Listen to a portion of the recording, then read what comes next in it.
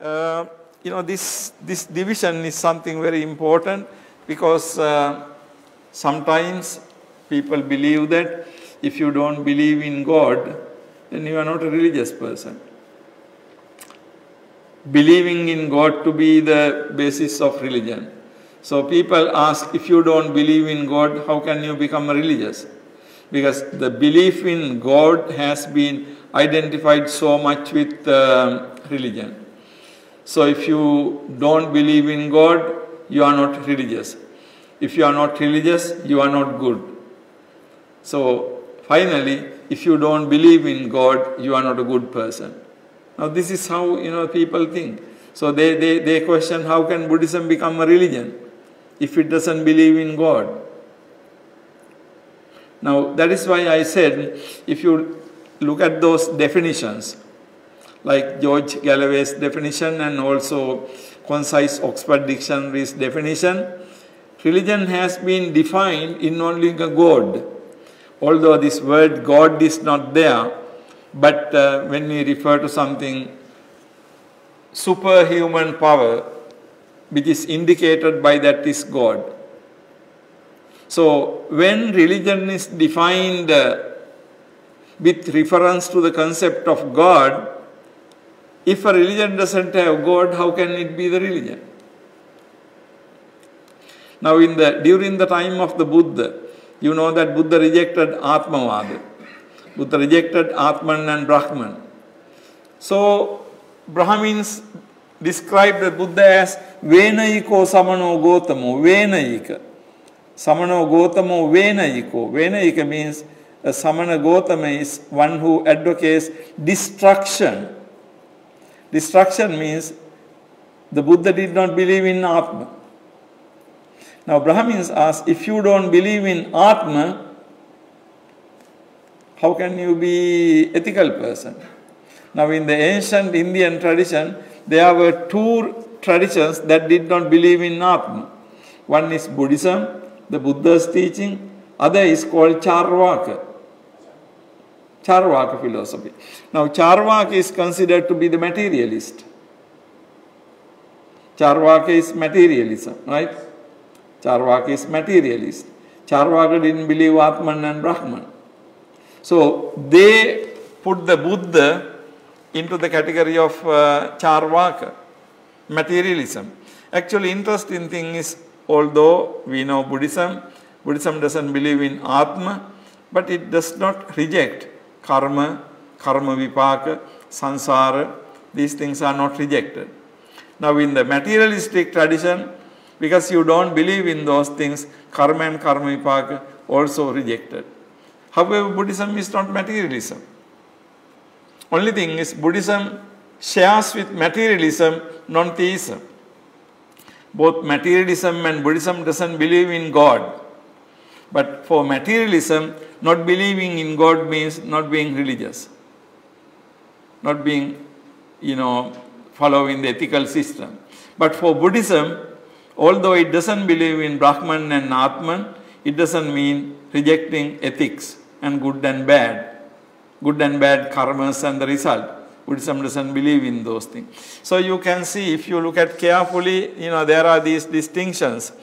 In the Buddhist tradition in India, Buddhism occupies a very interesting place, basically non-theistic, not believing in God. But not believing in God doesn't necessarily mean that we are not believing in right and wrong, good and bad, or ethics.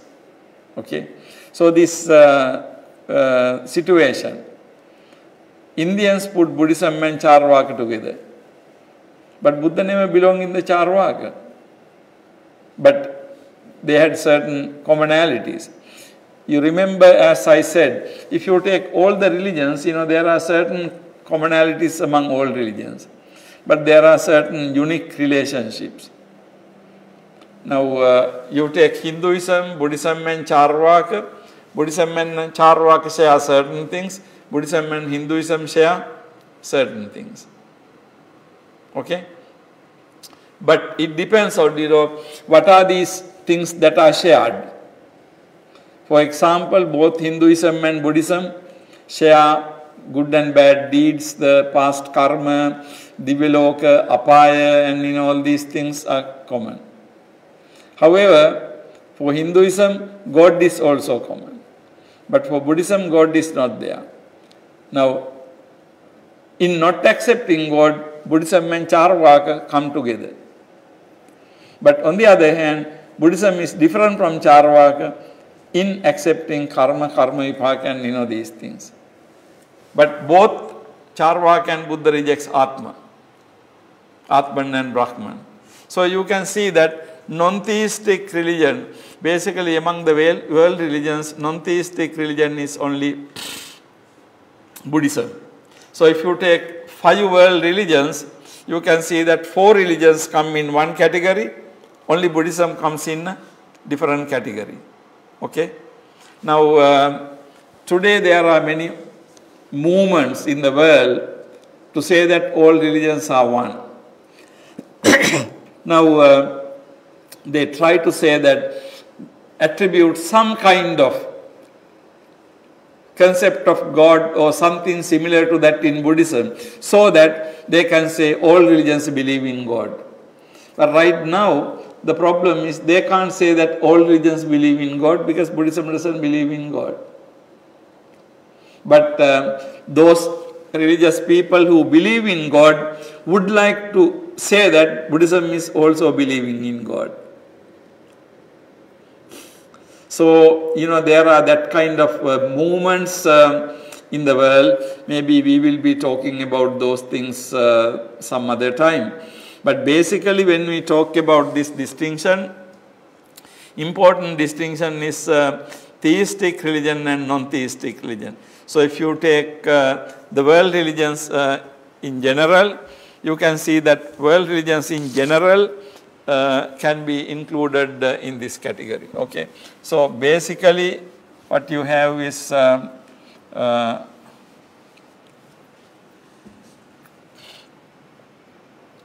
if you take world religions, of course, you have, this is the picture. World religions, theistic religions, non-theistic religions. Theistic religions are 4, non-theistic religion is basically Buddhism. Advaita Vedanta and Jainism also come here. But if you look at only the world religions, among the world religions, 4 are theistic religions and only Buddhism is the non-theistic religion. Here, of course, this is how the monotheistic concept is defined. Now, very often a question is asked,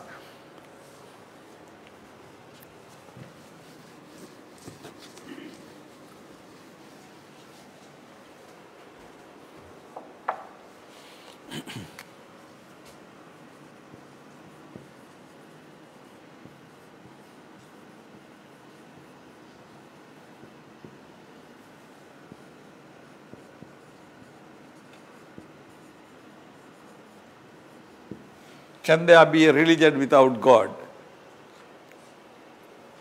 Very often this question is asked. The idea is that, very often people think that in order for something to be religion, it has to have a God. Now, definitions we saw also indicate that. Definitions lead us to believe that, some superhuman power has to be there. So the challenging thing is actually the Buddhism.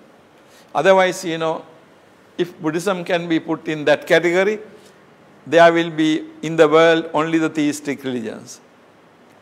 Now, the important issue is that you can't say there are only theistic religions in the world because Buddhism is a non-theistic religion.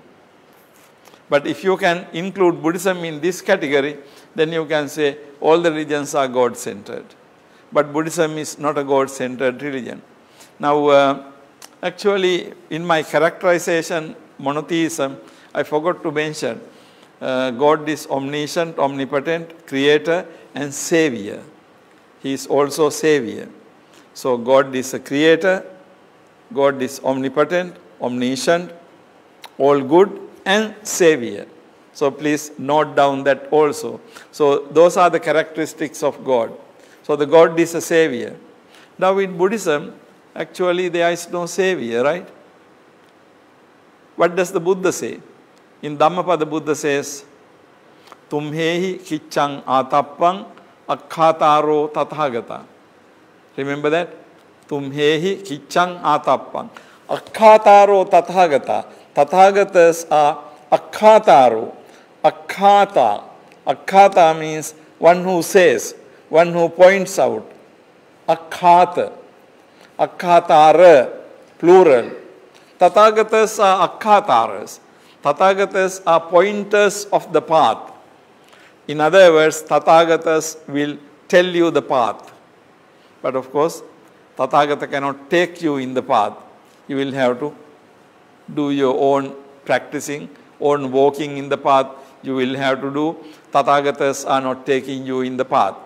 So in that sense, Buddha is not a savior. Buddha cannot send you to the hell, or Buddha can't send you to heaven, right? But in other religions, actually in Christianity, in the popular Christianity, they believe that when everybody is dead, finally there will come a day called Judgment Day. Judgment. That's why, you know, in the Christian, Jewish, Islam traditions, they don't cremate. They don't burn the body. They bury the body because they think that one day these buried people will get up from their graves. Yeah. And also that is why in the Christian, Judeo-Christian tradition, they think that, you know, disturbing a dead body considered to be a very, very bad thing. Now when some body is buried, you are not supposed to touch it, or you are not supposed to disturb it. Because body has to be there one day to resurrect. Now in the Judgment Day, judgment means they believe that, this is again a popular story, St. Peter's decide whether you go up or whether you go down. Depending on what you did, he decides whether you go to heaven or you go to hell. So you can see their religion is playing a very crucial role. Ultimately, it is judged by God where you are going, whether you should get the heaven or whether you should get the hell. Now, hell is eternal hell. Eternal means eternal. No coming back. Heaven is also eternal. In Buddhism, you know that heaven and hell are not eternal, right? You go and you come back after a long time. Even you go to hell, you come back. Even you go to heaven, you come back. But in the Christian view, heaven and hell are eternal. So the God decides.